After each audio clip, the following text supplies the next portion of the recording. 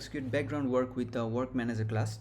Okay, so the first thing that you have to do is obviously you have to create workers. Okay, so how do you create worker classes is you just need to create extend the worker class from the library. Okay, but before that you have to obviously import the library. This is the work manager library, which is Android work runtime KTX. Okay, and then you have to create the work manager extending the worker class, and then you have to override the do work where you are gonna execute your code.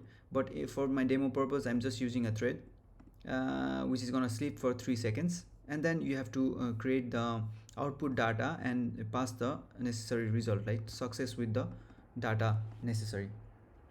And similarly you create on multiple other works in the similar pattern. Then finally in the your activity where you are implementing your worker, where you are just launching your worker, you are gonna have to create a work manager instance, and then you have to pretty much create the constraints, which can be a network constraint, like it must be connected, and you have to create the necessary request for your worker, that is a one-time request, or it can be also like periodic request, right? And then you have to pretty much create the request with constraints and input data.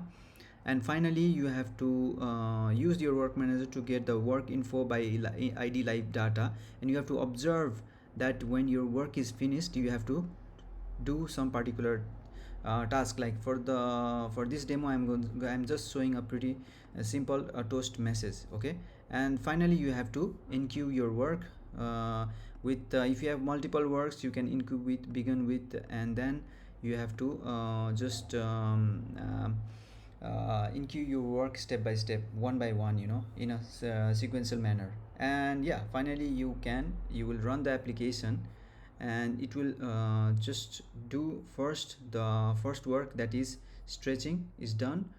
After 3 seconds you will done playing, and after 3 seconds it will just finish also the resting, you see. And that's it guys, thank you for listening.